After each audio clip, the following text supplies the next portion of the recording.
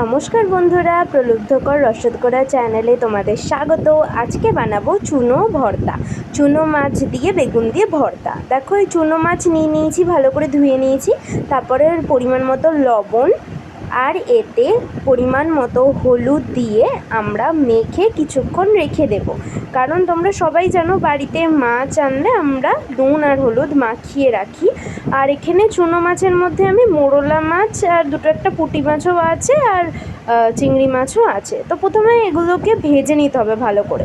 দেখো, কড়াইতে তেল গরম করা হয়ে গেল, তারপরে এই চুনো মাছগুলো দিয়ে আমরা ভালো করে ভেজে নেব। এই চুনো মাছগুলো যেহেতু জ্যান্ত ছিল না বন্ধুরা, তোমরা যদি এরম জ্যান্ত মাছ পাও তাহলে এই মাছগুলোকে মানে ফ্রেশ থাকলে বেশি ভাজবে না। চুনো মাছ বেশি ভাজলে না ওর যে স্বাদটা না ভালো করে পাওয়া যায় না। সেই জন্য বলবো, চুনো মাছ যত কম ভাজবে তত ভালো হবে। তো দেখো, হালকা হালকা ভেজে তুলে নিতে হবে। তারপরে আমি একটা বাটিতেই বেগুন, পেঁয়াজ আর কাঁচা লঙ্কা নিয়ে নিয়েছি। আমি এখানে একটা পেঁয়াজ ব্যবহার করেছি আর একটা বেগুন আর 3টে কাঁচা লঙ্কা নিয়ে নিয়েছি।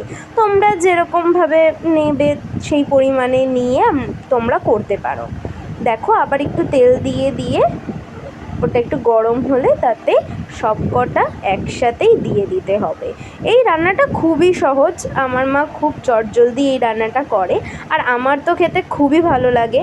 তো আশা করব তোমরাও বাড়িতে করবে, আর বাড়িতে করে আমাকে অবশ্যই জানিও কেমন হয়েছে।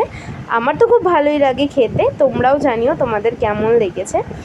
তো এইভাবে আবার আলতো হাতে নেড়ে চেড়ে ভালো করে ভেজে নিয়ে এতে সামান্য নুন, হলুদ আর জিরের গুঁড়ো যদি তোমরা অ্যাড করতে চাও করে নিতে পারো। তারপরে সবার শেষে চুনো মাছগুলো দিয়ে একটু নেড়ে চেড়ে নামিয়ে নিলেই তৈরি আমাদের চুনো ভর্তা। তো তোমাদের এই ভিডিওটা কেমন লাগলো বন্ধুরা অবশ্যই জানাবে, আর লাইক, শেয়ার আর কমেন্ট করতে প্লিজ ভুলো না। কারণ তোমাদের সাপোর্ট আমার খুব খুব খুব দরকার, কারণ সবেই তো এই চ্যানেলটা শুরু করেছি আমি, সেই কারণে। আর নিত্য নতুন ভিডিও দেখতে এবং নতুন নতুন রেসিপি নিয়ে আমি চলে আসবো প্রত্যেক সপ্তাহে, তোমরা দেখতে থেকো। ঠিক আছে, এই আমাদের চুনো ভর্তা রেডি। মা একটা বাটিতে তুলে নিচ্ছে, দেখো কি সুন্দর হয়েছে চুনো ভর্তাটা।